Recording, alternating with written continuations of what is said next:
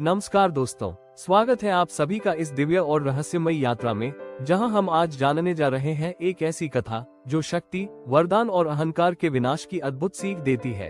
भस्मासुर की कहानी शुरू होती है हिमालय की पवित्र घाटियों से, जहां भगवान शिव अपनी तांडवमयी शक्ति और अनंत करुणा से समस्त ब्रह्मांड का कल्याण कर रहे थे।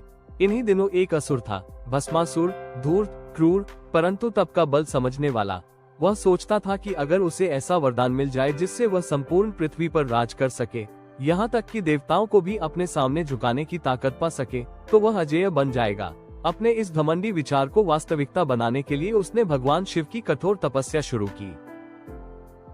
दिन रात, वर्ष पर वर्ष उसने ध्यान लगाया, न भोजन, न विश्राम, केवल तप और तप। उसकी भक्ति और कठोर साधना देखकर अंत में भगवान शिव उसके सामने प्रकट हुए। भगवान शिव करुणा के अवतार है, भक्त की पुकार वे कभी अनसुनी नहीं करते। शिव बोले, वत्स, तुम्हें किस वरदान की इच्छा है? भस्मासुर ने तुरंत कहा, हे महादेव, मुझे ऐसा वरदान दीजिए कि मैं जिस भी वस्तु या जीव पर अपना हाथ रखूं, वह भस्म हो जाए।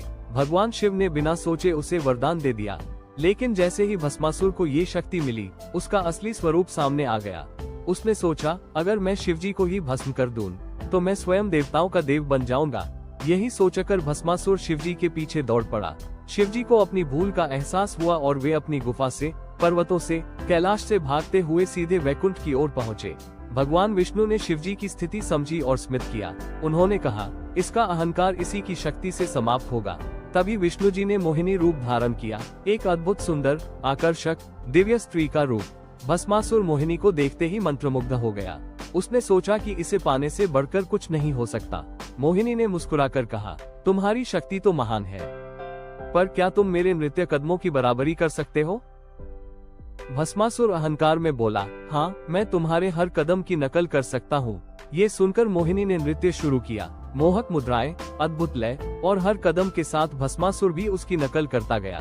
कुछ देर बाद मोहिनी ने एक ऐसा नृत्य भाव किया जिसमें उसने अपना हाथ अपने सिर पर रखा।